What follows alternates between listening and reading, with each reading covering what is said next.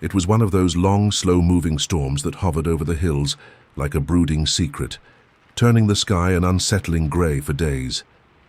I had just moved into an old house in rural Virginia, something cheap and a little run-down, nestled in the woods and far enough from town that it felt like I had stepped into a different decade. It was perfect for a fresh start, I thought. Quiet, isolated, but something about the house always felt a little watched, especially when it rained. The house had belonged to a woman named Eleanor Fields. That name kept popping up in the mail. Slot, carved into the back of an old wardrobe, even etched into the underside of the windowsill in one of the bedrooms, like she didn't want to be forgotten. I'd asked the landlord about her, and all he said was, she passed alone in the house. Then he quickly changed the subject. I moved in during a dry spell, but a week later the rain came, and so did she. It started with small things. The tap in the kitchen would turn on by itself, but only when it was raining. Footsteps in the attic, even though I hadn't put anything up there. Wet footprints on the hallway floor that I kept telling myself must have been mine. But they weren't. One night, I was reading in bed while the rain pattered steadily on the roof. It was comforting, until I heard a thud from upstairs. It sounded heavy, like someone had dropped a suitcase. Then came the slow creaking of the attic door opening, even though I kept it locked. I got up, heart hammering, and grabbed the flashlight.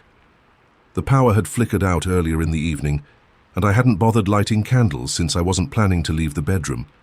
Now I wished I had. I opened the attic door slowly. The smell hit me first. Damp earth and something, sweet like rotting flowers. I shone the flashlight into the dark and saw nothing. Just the old wooden beams, a few crates, and that wardrobe Eleanor had apparently left behind. I should have walked away, shut the door, and never opened it again. But something about it pulled me forward. I approached the wardrobe and reached for the handle. The rain outside intensified, beating against the roof like angry fists. As soon as I opened it, the flashlight went out. Everything went black, and the temperature dropped sharply. I couldn't breathe. It felt like someone was in there with me, inches from my face. Then I heard it. A whisper right in my ear. You shouldn't have come. I dropped the flashlight and ran, slamming the attic door behind me. I didn't sleep that night. The next morning, with daylight leaking through the clouds, I went back up there. The wardrobe was wide open. Inside, hanging on a hook, was a soaking wet black dress. The name Eleanor Fields was stitched on the tag. From that point on, every time it rained, I saw her. A pale figure in the hallway, a shape in the window, dripping footprints that led from the attic to my room. One night, I woke up to find her, standing at the foot of my bed, soaked through and weeping. She looked at me with eyes that had no color and said, I never left. I tried leaving the house during one particularly violent storm, convinced I couldn't take another night. But my car wouldn't start. The phone lines were dead. The rain was so heavy I couldn't even see the end of the driveway. And when I turned back toward the house, she was there, on the porch waiting. I stayed. Eventually I stopped trying to fight it. I would light candles, make tea, and sit on the couch with a blanket while the storm raged outside.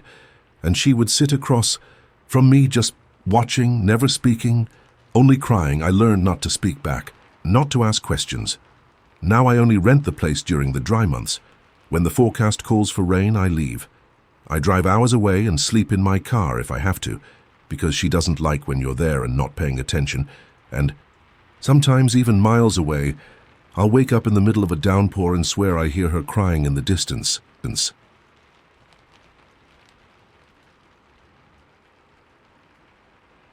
My brother and I used to spend summers at our grandparents' place in upstate New York, a quiet, wood-framed house tucked between pine trees and overgrown fields.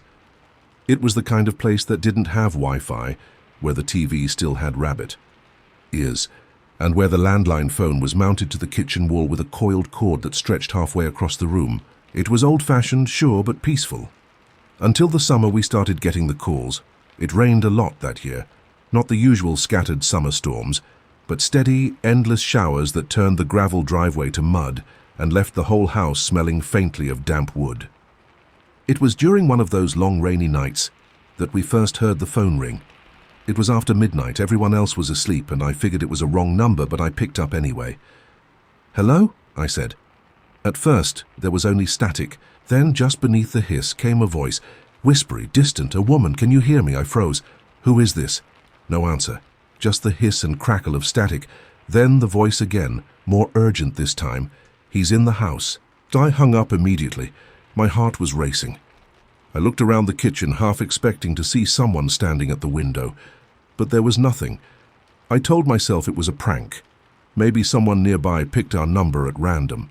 Maybe it was a transmission from a trucker's CB radio getting crossed with the line somehow. But deep down I knew it wasn't that.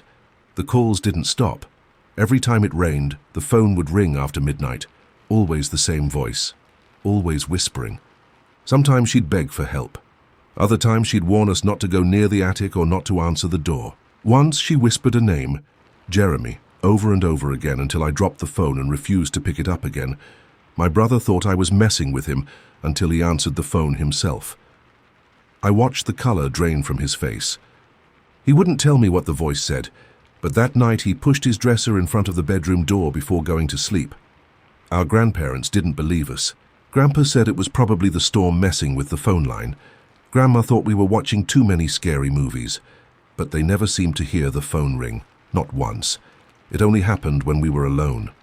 The worst night came during a thunderstorm so loud it rattled the windows.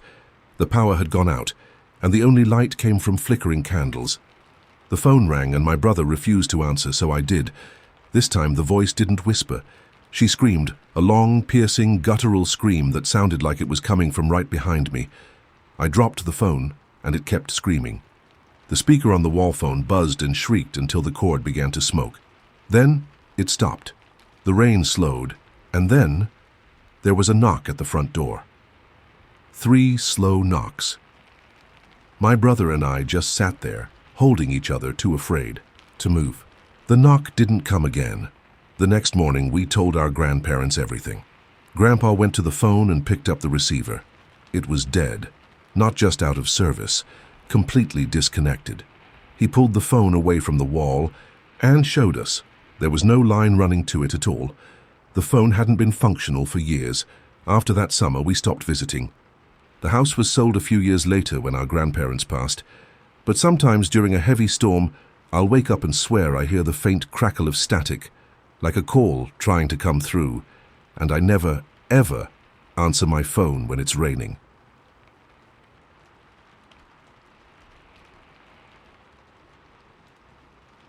A few years ago, I was driving home from a weekend out of town. It had rained non-stop the entire day, and the country roads I was on were slick and shadowy under the dense tree cover. I had about 40 minutes left before I'd reach home, and it was already pitch black outside. The only sounds were the drumming of the rain on the windshield and the squeak of the wipers as they fought to keep up. Somewhere along that winding road, my headlights swept across a large ditch to the right, and I saw someone. It was a man, standing knee-deep in the water, completely soaked and staring straight up at my car as I passed. He didn't wave, didn't move, just stood there. His clothes were filthy. His skin looked pale even through the heavy rain, and his eyes were wide and unblinking. I slowed down. For a few seconds I considered turning back to check on him. Maybe he'd crashed or gotten stuck or was in some kind of trouble. But something about the way he stood there, something off about the way he looked at me, froze me in my seat. So I kept driving. About a mile later, my guilt got the better of me. I turned around. When I reached the spot, the ditch was empty. I even got out and called out into the woods, but there was no sign of the man. No tracks, nothing. I chalked it up to rain-induced nerves and kept going. But when I finally made it home and walked inside, I noticed muddy footprints in my front hallway. That didn't make sense. I'd wiped my boots at the door, and I lived alone. I followed the wet prints. They led from the door through the hallway and stopped right in front of the closet under the stairs. I stood there for a long time, just staring at the door. I couldn't hear anything, no movement, no breathing. But something in me knew that if I opened that door, I wouldn't like what I saw. So I called the cops. They showed up quickly, given the weather, and took it seriously when I explained what I'd seen. 2 officers searched the house while I waited on the porch under an umbrella. Eventually, they came out and told me the place was clear. No one was inside, but one of them lingered behind as the other left. "You said you saw the guy out near Hollow Creek Road?" he asked. I nodded. He looked uneasy. "About 10 years back, there was a man who used to walk those roads during storms, claimed he was searching for his daughter. He'd wave people down, ask if they'd seen a little girl in a yellow raincoat. Most folks thought he was a little unwell, but harmless." "What happened to him?" I asked. "They found his body in that ditch, same one you mentioned. Died during a flash flood. Thing is, his daughter had already been dead for weeks." Turns. "How'd he—" "Well, he wasn't right in the head. I didn't say anything. I was too numb before the officer left. He added something I'll never forget. Thing is, we never figured out how he got inside your house. The muddy footprints, they had led inward from the door, but there were none going back out. That was a year ago, and now, whenever it rains hard enough that water fills the ditches again, I avoid driving anywhere near that stretch of road, and I always check the closet under the stairs before I go to sleep. Because sometimes, in the middle of a stormy night, I hear something dripping inside it.